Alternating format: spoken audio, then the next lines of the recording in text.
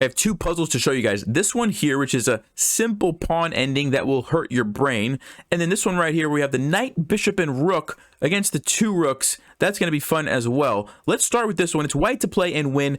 I'm going to go out on a limb and say you're probably not going to be able to figure this one out. But if you'd like to prove me wrong, go ahead and pause and try to find how does white win this position.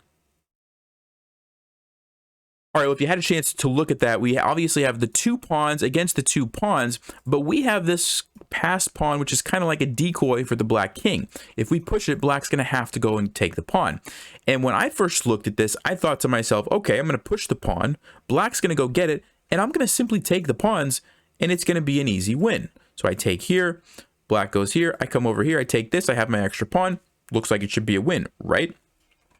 And then I thought, well, what if black defends the pawn? King to h6, I'm just going to push my pawn. And if they try to come up and go for this pawn race, I'm going to win. And there's actually a cool line here. If we get this pawn race, we get the queen. Black gets the queen, but we checkmate.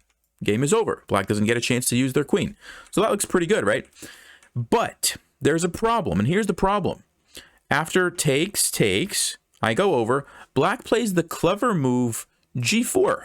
Which is forcing me to take it, right? Otherwise, I can't catch the pawn, and he's going to win. He only has 3. I have 1, 2, 3, 4, 5. So I have to take it. And now black plays the move king to g6. And this is a special move because it gets what's called opposition. If you're not familiar, at the end of the game, whenever one king is directly opposed to another king, that's called opposition. It's one of the most important principles at the end of the game in king and pawn endings. Like, you have to understand opposition. And the thing about opposition is that it doesn't allow my king to move forward. The only thing I can do is either move sideways or move backwards. And as soon as I move over, black's going to do the same thing. And he's going to do the same thing, and he's going to do the same thing. And in king and pawn endings, you always want to keep the king in front of the pawn. The problem is I can't move anything. And so eventually I have to push the pawn, but as soon as you do this, it's a drawn king and pawn ending. There's no way to win this. Eventually you have to push. Black simply goes back, and every time you step up, they always get the opposition. And this, like I said, is a well-known king and pawn ending draw that, it leads to a stalemate. Okay, you can't win. So that's black's trick. Going all the way back, just to remind you what happened here. We sacrifice the pawn thinking that we can capture these pawns. Black says, I don't really care. You can do that. I'm just going to, sacrifice it and then go into this drawn endgame. Okay, great. So what do we need to do instead of taking the pawn? If you would like to pause, what should we play? Well, if you had a chance to look at that, the only winning move is king to f5. And essentially what we're doing is saying, hey, I don't want to take the pawn right now, but maybe I'll take one of those in a minute when it's better timing, right? So for example, if black now takes this, we could take here, and guess what? We have the opposition on black's king, which forces black to do something they probably don't want to do. For example, if they go here, we still have the opposition, and now we get the pawn and we have the opposition, and now we're able to step to the side and escort our pawn, and we have the opposition on black. This is a win. Okay, we can do something like this, and we push our pawn up, and we are escorting it up the board like this, and we're able to get the opposition, and we win. Okay, changes everything. Opposition changes everything. So going all the way back, that's kind of our idea by playing king to f5. But black says, okay, I see what you're doing. I'm not going to take the pawn. I'll just go king to g8. And now what are you going to do? Well, before I tell you that, why don't you pause and try to find the winning move for white. And this one is one of those moves that will probably hurt your brain. All right, well, if you had a chance to look at that, the only winning move is king to g4. And it's kind of another situation where it's like, I don't want to take the pawns yet, right? I'm not ready. And here's why. If we take it, then black's going to play the clever move e4, sacrificing this pawn so that once we take, boom, same situation. We can't win because black gets the opposition, okay?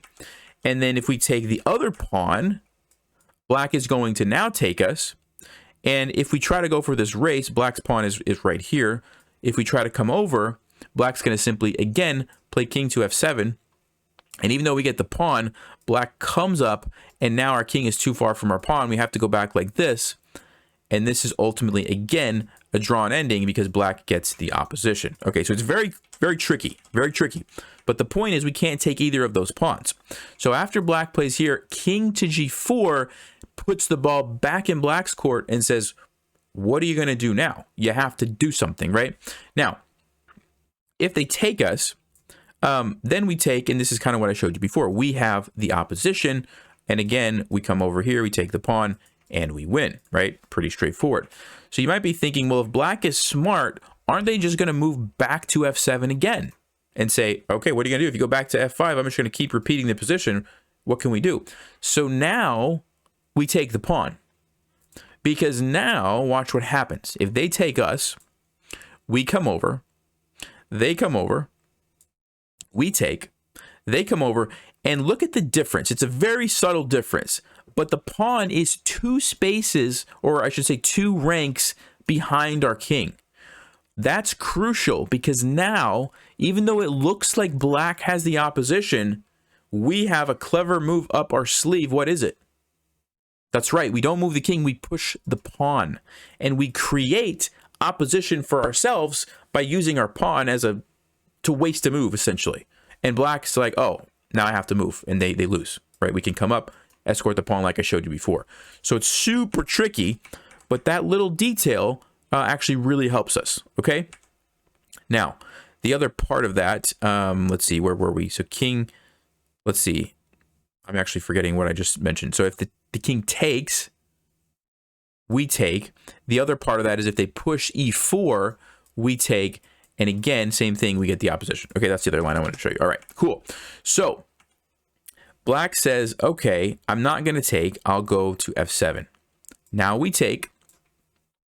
And I showed you what happens. If they go here, we go over, we can push our pawn because we have that extra space. However, black doesn't take it. They play the crazy move e4.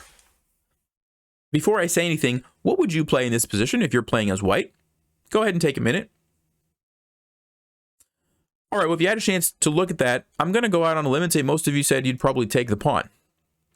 The problem with that is you just drew the game now, because now the king takes, and guess what? We have the same situation. There's the opposition again, right? We've seen the same kind of thing. So if we can't take the pawn, what move can we play as white? The only winning move, wait for it, this is where it hurts your brain, king to h6. I mean, this is like the most ridiculous looking move I think I would ever think about. King to h6, you're allowing black to take, to push. They can still go here and stop your pawns. It's not like you're guaranteeing that you get through. What are we doing? Well, the point is, if they do take us, we're going to come up, and guess what? We get the queen first with check. They have to move, and boom. We stop the pawn, we win. Okay, so that makes sense. So they can't capture or push. They have to go back here. And now we simply take it, and we have a winning endgame. King to f7, and we can come up and win. And there's actually no other moves for black to play.